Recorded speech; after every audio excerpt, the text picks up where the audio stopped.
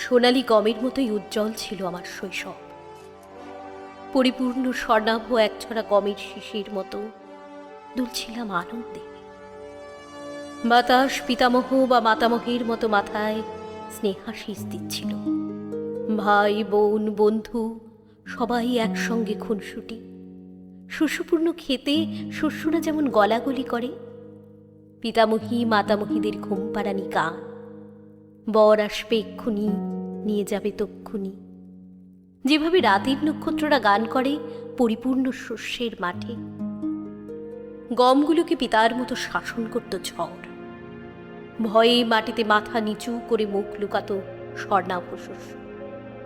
বিদ্যুতের ঝিলিক, তার আগুন চোখ রাঙানো কথায় কথায় বাবা বোঝাত। সেভাবেই আমিও ভয় পেতাম।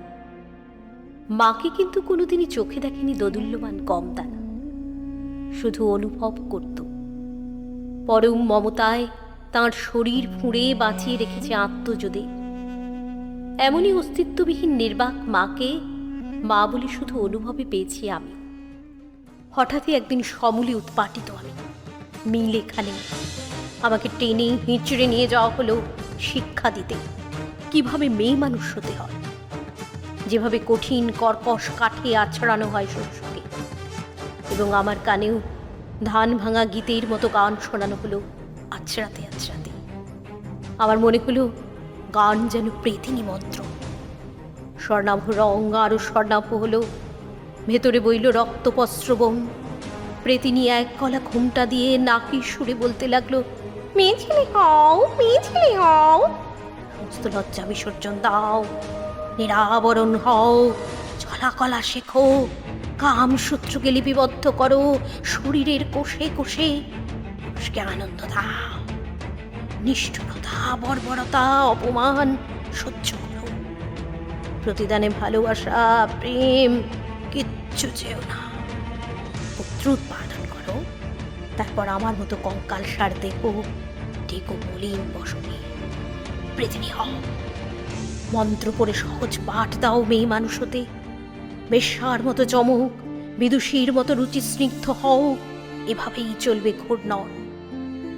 শেষ থেকে খসে যাচ্ছিল গমের দানার মতো একটা একটা করে আছাড়ে আমার লজ্জা সম্ভ্রম। জন্ম নিচ্ছিল ভয়, চিন্তা, আবেগ, ভালোবাসা, শরীরে পাতলা চর্বি, চোখে কটাক্ষ, ঠোঁটে রক্তাভ কুন্দ ফুলের হাসি, শরীরে ফুটল অজস্র হাসনুহানা। মন মেঘের মতো চঞ্চল। বললাম, তুমি আমাকে এত দিলে, তোমার আবরণটুকু দাও না,